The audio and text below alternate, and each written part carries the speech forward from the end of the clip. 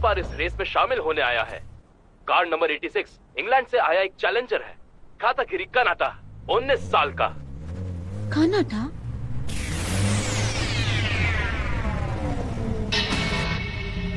नहीं, कनाडा।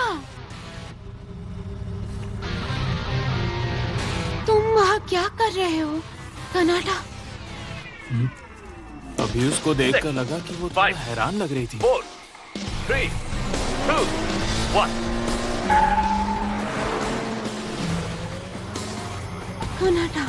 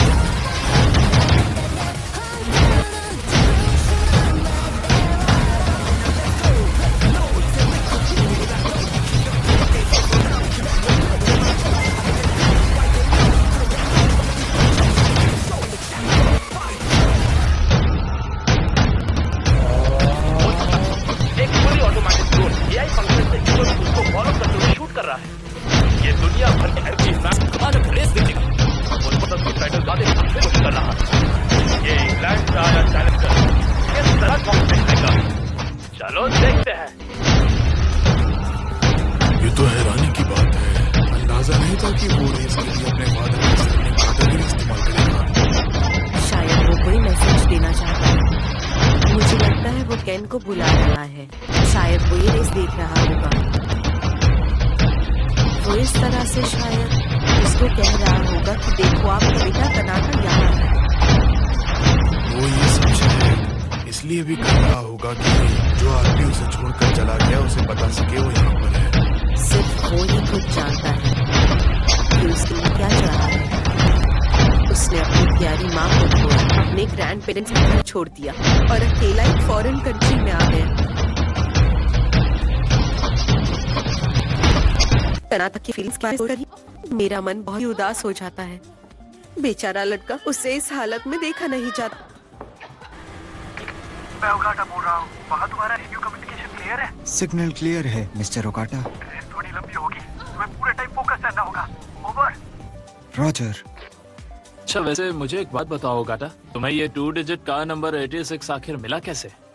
मुझे भी यकीन नहीं हो रहा है। मुझे लगा था नामुमकिन होगा, पर फिर भी मैंने अप्लाई कर दिया। अच्छी बात यह है कि किसी और ने ये नंबर नहीं लिया।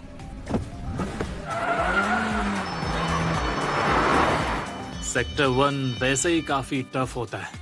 मैनुअल एज पैटर्न शिफ्ट वाली कार्स बाकियों के साथ compete नहीं कर पाती। इस जमाने में जहाँ पैडल शिफ्टिंग और ड्यूअल क्लच स्टैंडर्ड हो चुके हैं, मैनुअल कार्स क्या ही कर पाएगी। P54? क्या ये सच में हो रहा है? सिस्टम में जरूर कुछ एरर आया होगा। ऐसा तो अक्सर होता ही रहता है।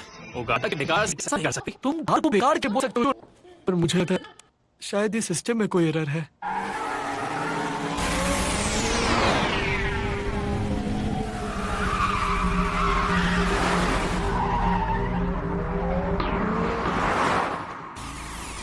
उसकी रैंकिंग और ऊपर गई। वो P53 पर आ गया। ये सिस्टम में कोई एरर नहीं है। ये देखो, सेंट्रल कंप्यूटर ने कार नंबर 86 पर अटेंशन फ्लैग लगा दिया है।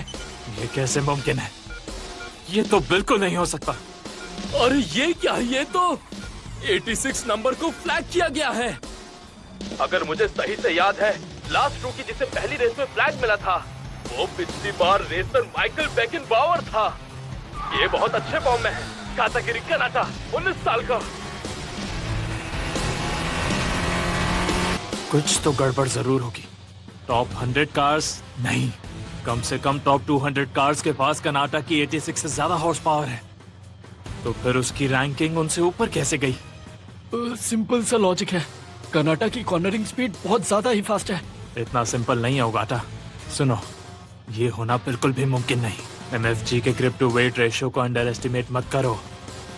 ये सिर्फ थोड़ी सी फास्ट कॉर्नरिंग की बात नहीं है। सेक्टर 1 में कम हॉर्स पावर वाले कुछ भी नहीं कर पाते। तुम बिल्कुल सही कह रहे हो। Grip to weight ratio equalization rule के हिसाब से हैवी कार्स को ज्यादा वाइड टायर्स दिए जाते हैं, पर इससे मिड इंजन कार्स और 4WD व्हीकल्स को डिसएडवांटेज होता है। चाहे आप पैसा लगाकर कार को हल्का कर लो, पर उससे टायर्स भी रिस्ट्रिक्ट होते हैं और डिसएडवांटेज भी है। हालांकि इंजन पावर पर कोई लिमिट नहीं है, पर सिर्फ हॉर्स पावर बढ़ा दोगे तो टायर्स ओवरलोड हो जाएंगे। इस सिचुएशन में टॉप टीम्स के लिए भी परफेक्ट बैलेंस ढूंढना काफी मुश्किल होता है। इसीलिए यूरोपियन मॉडल्स जिनकी परफॉर्मेंस काफी बैलेंस्ड होती है और जिनको टर्निंग की जरूरत नहीं पड़ती, उनके लिए एडवांटेज है। शायद इसी वजह से इस रूल को अक्सर लोग रूल फॉर द वेल्दी बोलते हैं। वैसे मुझे नहीं लगता कि बात सिर्फ इतनी सी है, कोई तरीका तो जरूर होगा। सच कहूं तो मुझे तो ये बहुत एक्साइटिंग लगता है। सिर्फ एक ही रूल रखा गया है, वो भी ग्रिप टू वेट रेशियो का। ये आइडिया आखिर किसके दिमाग में आया होगा? मुझे लगता है MFG के CEO रियो ताकाहाशी नाम के आदमी के दिमाग में ये आइडिया आया होगा। MFG अब वर्ल्ड फेमस कंपटीशन बन चुका है, फिर भी उसकी एज और बैकग्राउंड अब तक किसी को नहीं पता। वो एक मिस्टीरियस बंदा है जो कभी किसी के सामने नहीं आता।